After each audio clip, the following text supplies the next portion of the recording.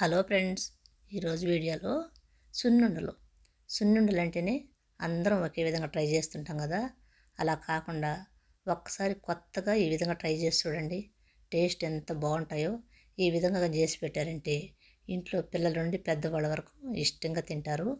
ఇప్పుడు దీనికోసం రైస్ కొద్దిగా, బాదం పప్పులు, జీడిపప్పులు, మినపప్పు తీసుకోవాలి.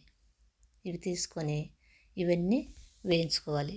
నేను 3 కప్పుల మినపప్పుకి 1 కప్పు బాదం, 1 కప్పు జీడిపప్పులు వేస్తున్నాను.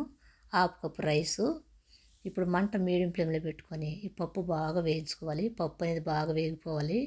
మంట ఎక్కువ పెట్టామంటే పప్పు మాడిపోతుందండి, లోపలంతా ఏగదు. పప్పు కానీ వేగిందంటే మనకి మంచి స్మెల్ వస్తుంది. పప్పు కూడా కలర్ చేంజ్ అవుతుంది. ఈ విధంగా వేగిన తర్వాత ఇందులోకి జీడిపప్పులు, బాదం పప్పులు వేసి వేయించుకోవాలి. ఇవి కూడా బాగా వేగిపోవాలి. అట్లా దీంట్లో ఏకంటే కూడా తనీగా కొద్దిగా నెయ్యి వేసి కూడా బాదం పప్పులు, జీడిపప్పులు వేయించుకోవచ్చు. నేనైతే ఇందులోనే వేసి బాగా వేయించాను. ఇవి వేగిపోయి దించుకునే ముందుగా కొద్దిగా యాలకులు, రైస్ వేసి వేయించుకోవాలి. వేయించుకొని ఇవి బాగా చల్లారి పెట్టుకోవాలండి.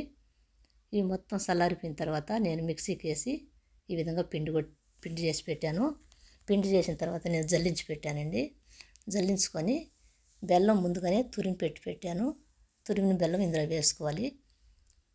బెల్లం అయితే ఇది కలర్గా ఉందండి, ఎక్కువ రెడ్గా ఉంది. ఇప్పుడు ఇది కలుపుకున్న తర్వాత ఇందులోకి నెయ్యి వేసుకోవాలి. నెయ్యి వేసి మొత్తం కలుపుకోవాలి. ఇప్పుడు